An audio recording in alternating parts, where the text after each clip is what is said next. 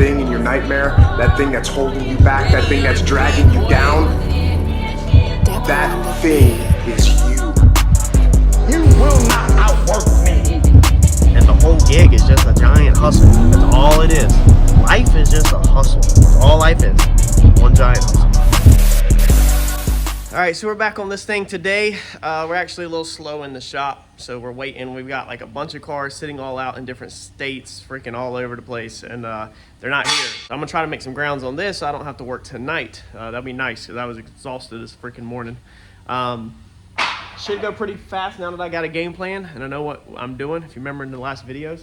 So let's dive right into it. The more I have thought about this is, I think the best bet, instead of cutting all these bars up and changing all these bars on here, I think the best bet is gonna be to take the tab off and physically move the tab out. I brought a bunch of scrap metal with me today.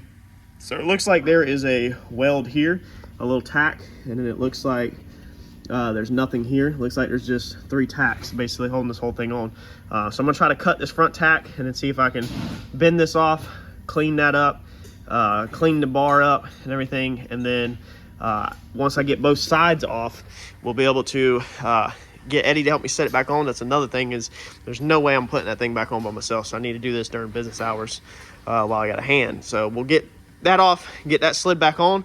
And then like I said, we need to drill the fenders out first, I guess, and then we will physically put a dzus in there to hold that in the exact spot, and then we'll connect the dots. That's the game plan. So we got to get this side cut off also, and this side looks like it's going to be the same way, just 1 tack on the front and 2 on the back. So let's get it cutting.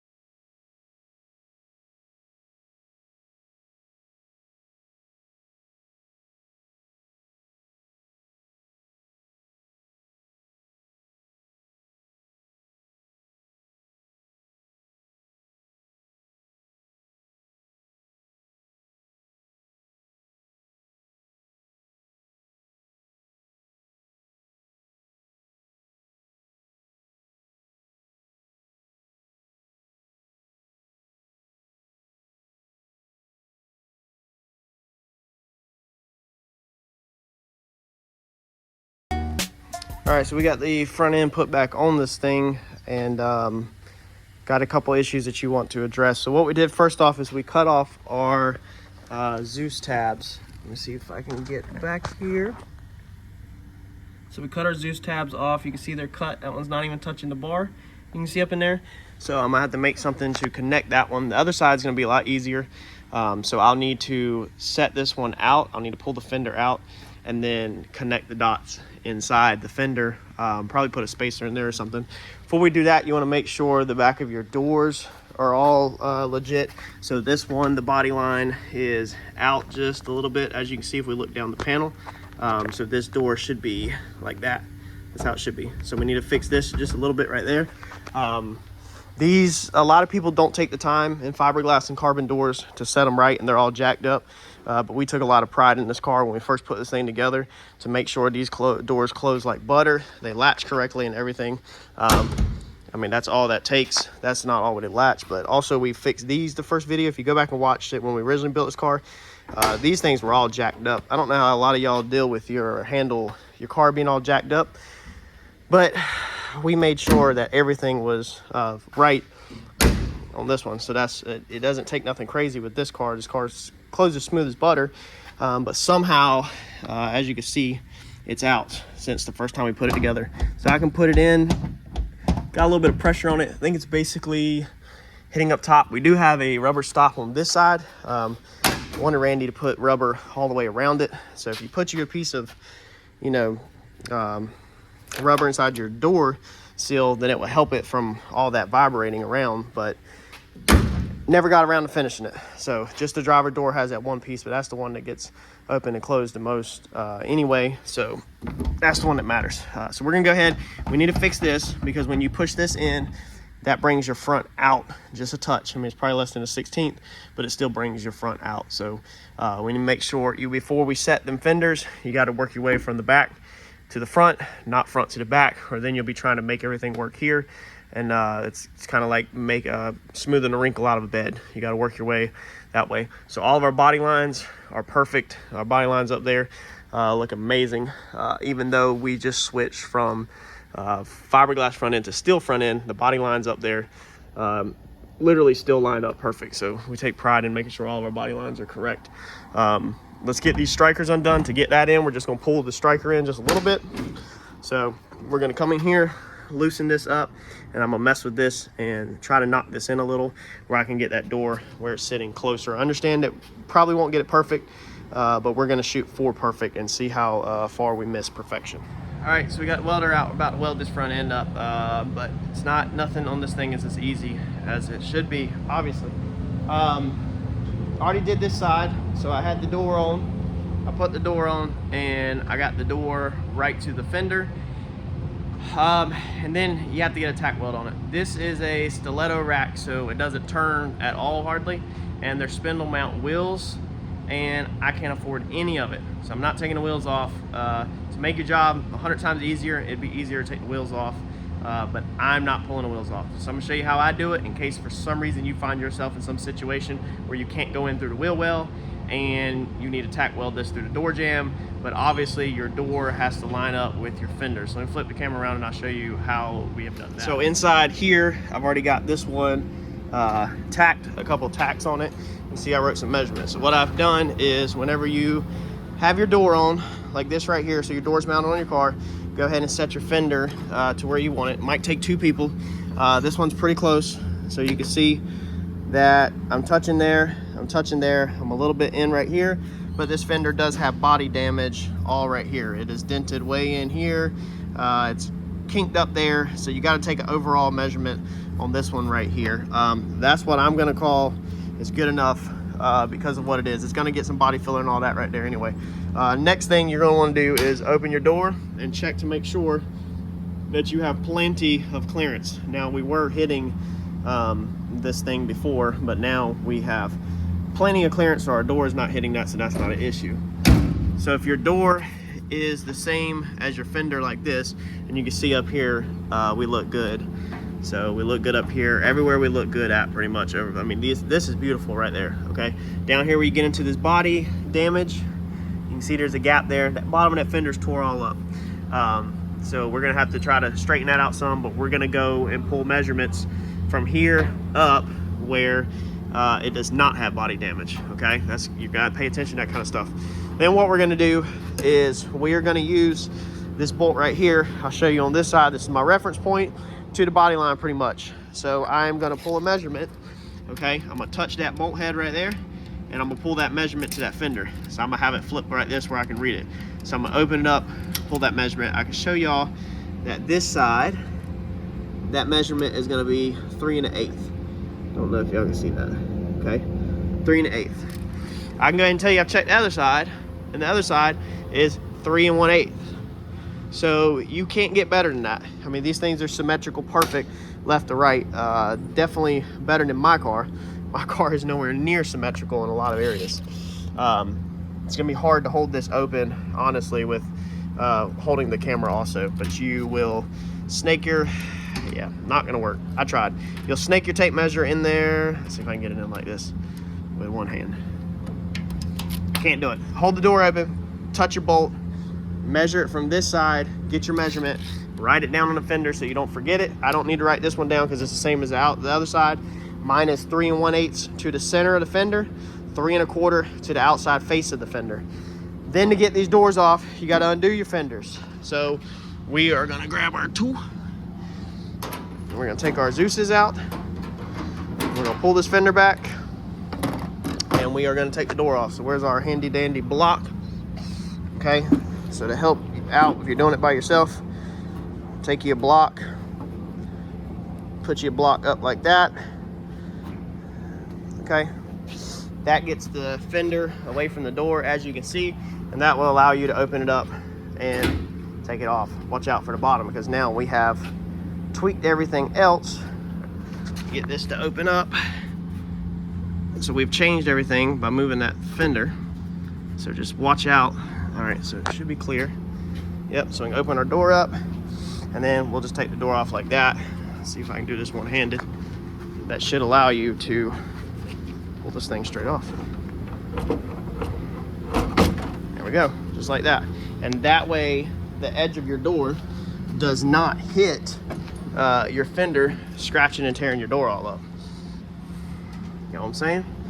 So now you'll come back, you'll put your block in, and again, I don't know necessarily why y'all would be in the same position, but I figured I'd show it. That might help somebody out. Put your dzus back in. Now we're gonna take our tape measure, and we're gonna come off that bolt right there. That's my reference bolt, and we're gonna check for 3 1/8 to the center, and that's what we are. Let's see if I can get it where y'all can see it. 3 1/4 to the outside, 3 1/8 to the center of that lip. That's where we want to be. So we're going to go ahead now, and we can come in here, and now we have room to get our tack weld up in there. All right, so we got all of our doors back on. We undid our dzus, pulled the fender back, put the doors on, put the dzus back on. Everything went smooth. It's not welded up, but we're checking the gap. We got a little bit of wiggle right there. Okay, so let's see here. That fender is a touch high out right there, a touch in right there, and then across the body line, the fender shows out, but it's also kicked at an angle. So let's see here. The door is like this, and the fender's like this. So you're not gonna get these things perfect. That gap down there is a lot more, but again, you're not gonna get but so much on these things. This fender right here, like this bottom right here, if we pull a straight edge down this rocker, you know, look at that. Okay, and I can't do nothing with that. That's how, you know, it's mounted up. That's how that dzus spring is done on the backside. So you can't, with these metal fenders, you're not gonna get but so much, but your major point is right here. This is where, you know, you want it to be decent. That tops out just a little bit more, but this actual side down the car right there, from about body line to body line, right there down the center, you know, is spot on. This is not really like with the fiberglass. When we originally fit the fiberglass, we literally blocked the door to the fender and the fender to the door, and we made them both perfectly equal work together. This one, you know, you're not really doing that luxury. Now we can come in here if we wanted to and start taking, I think there's body filler in here. We can start taking body filler all the way back out to here. But I don't think it's called for. I really don't. Randy instructed me that we want to get this thing to the track, and then over winter we'll repaint the car. When we repaint the car, we can then, you know, work a little bit more on getting all of that stuff symmetrical, whether you want to grind some off of here or add some to here to get it more closer. But I mean, honestly, that right there, I mean, you're just not, you know, I mean, that is, like that right there, that's spot on. Everywhere you go, you're gonna get a different measurement, depending on what part. So it looks excellent looking down the side of the car. That's what matters the most, is the naked eye. It looks good. This side over here looks good looking down the car. Everything is nice and equal. Let's check this one with a straight edge. So that one up there is, you know, see, this one is dead on at the top, but it looks like it's high right here because it's got some play over here. That one right there, I mean, you same deal. It's built out a little bit more on the edge, because I remember I built these doors out a little bit and rolled them in.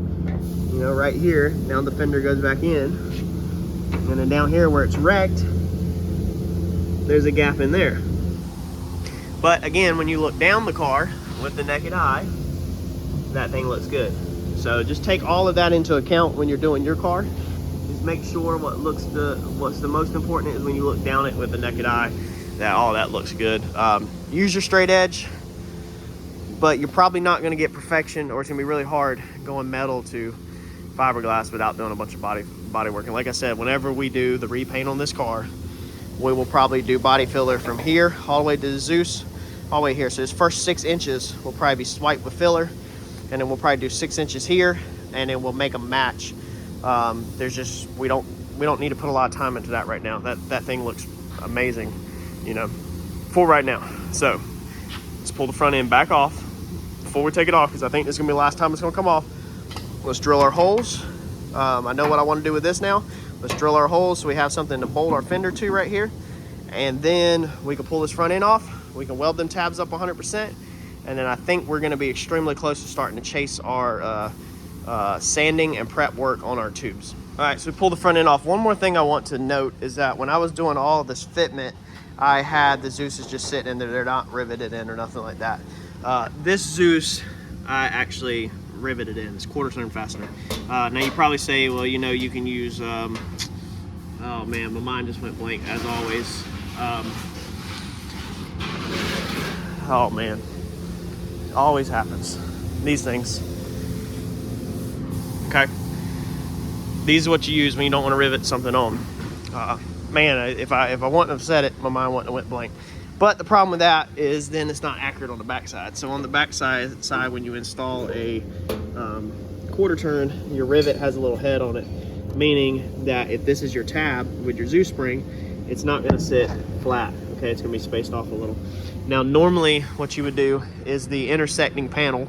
So the piece that is getting it gets holes like this right here. Okay, so these holes are in here so that them rivet heads can sit through there, and that can sit up flush. We needed to cheat this out anyway, so I needed to bring this out. I'm not a big fan of quarter turn fasteners being crooked, diamond pattern. I believe that your rivets should match your body lines, so your rivets should be in the same direction as the body line. Let me get another one to show you what I'm talking about in case you are not familiar. Most of y'all probably know exactly what I'm talking about. Some people like to put them diamond in there. I'm not against it up here, okay, and I'll explain why. All right, so some people like to put them like that versus like that. Now I'll explain why, in my opinion. These do not belong like that, and these should be diamond. These down here do not belong diamond, they should be straight. So these rivets should be in a line like this along with that dot, because there's a straight body line right here. Okay, there's a 90-degree body line right here, so this is a 90-degree angle. There's no diamond pattern there, meaning my rivets, I believe, should be straight through there like that, not turned like that. I believe that looks wacky on there. But up here, however, we have a straight body line here, and then we have a corner here, so we create a diamond in the corner. Meaning, if you look, okay, that kind of matches it closer. So easy on the eyes, it's not bad to put, I mean, you can do whatever you want, but in my opinion, it's not bad to run it at an angle, because your eyes are going to see this side right here and see this slope back right here, and then your eyes see this side right here and see this right here, and your eyes, it's more appealing and easier on the eyes. In my opinion, when it would get more cocked. Let's see here, like that is probably how it end up being. I think that looks better up here than straight. Okay, I mean, straight doesn't look bad, but then this thing is just clashing against the other angles. So that's just my personal opinion. Every builder is going to have it different. Everybody that puts together a car is going to see things different, but that's my opinion. So also, these up here are already cut to pretty much be at an angle, but Randy has these small dzus fasteners this time, and as you can see, it won't even clear our hole. So our holes are not even going to clear anyway. Normally these, like I said, you know, these were already made to be crooked, but I think, yeah, no, that would be right. That'd be the right angle like that, yeah. But these are not even going to work anyway because the holes are not there. So these are still probably going to be sitting up a touch when we put rivets in, and that's something that we'll just have to figure out when I rivet that in and we actually fit this front end together. Is I'll have to confirm that height and what exactly I want to do with that, because I'm not exactly figuring that out right this second. So I'm gonna weld these up, finish welding these up, and then I think we're gonna move on to starting to hand prep some of the